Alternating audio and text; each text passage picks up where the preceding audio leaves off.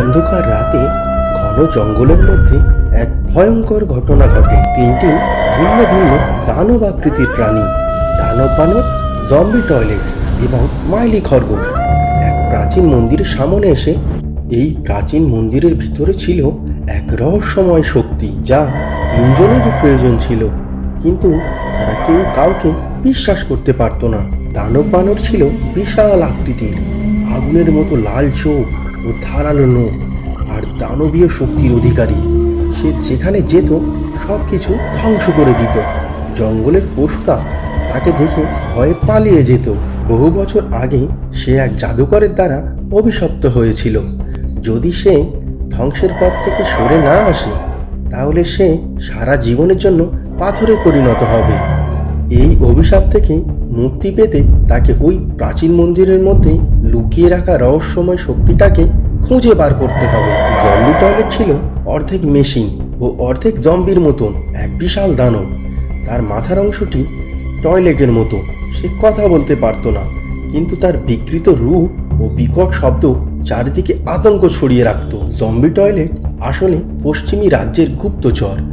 তাদের রাজা তাকে পাঠিয়েছে এই প্রাচীন মন্দিরের রহস্য উদ্ঘাটন করতে, যাতে তারা অমরত্বের শক্তি পেয়ে যায়। স্মাইলি জম্বি খরগোশ দেখতে সাধারণ খরগোশের মতো হলেও তার মুখের হাসি ছিল ভয়ানক ও অস্বাভাবিক। এই ভয়ানক হাসির পিছনে ছিল এক ভয়ঙ্কর অভিশাপ।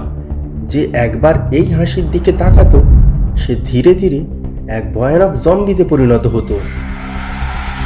এই জম্বি খরগোশের একমাত্র লক্ষ্য ছিল জঙ্গলের সব প্রাণীদেরকে জম্বিতে পরিণত করা।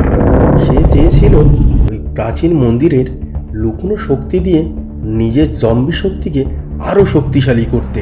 তিন দানব যখন প্রাচীন মন্দিরে প্রবেশ করলো, তখন তারা বুঝতে পারল যে এই জায়গাটি এতদিন ঘুমিয়েছিল, কিন্তু তাদের আগমনে অভিশপ্ত আত্মারা জেগে উঠেছে। চারদিক থেকে ভয়ঙ্কর কঙ্কাল আত্মারা বেরিয়ে এলো।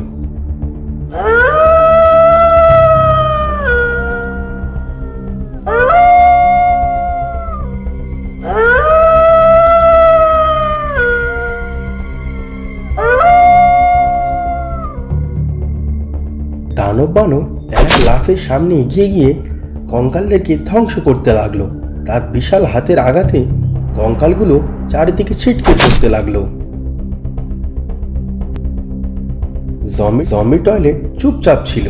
সে জানতো যে শুধু শক্তি দিয়েই এই রহস্যের সমাধান করা যাবে না। হঠাৎ স্মাইলি জম্বি খরগোশ তার অভিশপ্ত হাসি ছড়িয়ে দেয়। চারিদিকে আতঙ্কের ঢেউ ছড়িয়ে পড়ে, আর আত্মারা তার হাসির প্রভাবে পাগল হয়ে যায়। তারা নিজেরাই একে অপরকে আঘাত করতে থাকে। জম্বি টয়লেট সুযোগ বুঝে মন্দিরের ভিতরে থাকা রহস্যময় বস্তুটি নিয়ে নিল, কিন্তু সে বুঝতে পারল না এটি একটি ফাঁদ। রহস্যময় বস্তুটি ছোঁয়ার সঙ্গে সঙ্গে জম্বিটার শরীর কাঁপতে থাকে। হঠাৎ তার শরীর থেকে কালো ধোঁয়া বেরোতে থাকে, আর সে ভয়ানক যন্ত্রণায় চিৎকার করতে থাকে।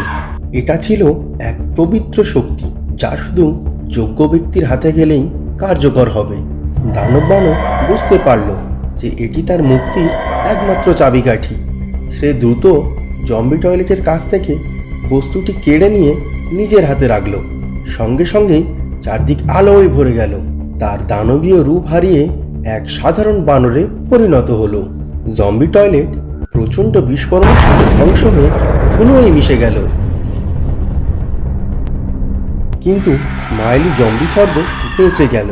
সে জঙ্গলের অন্ধকারের দিকে মিলিয়ে গেল।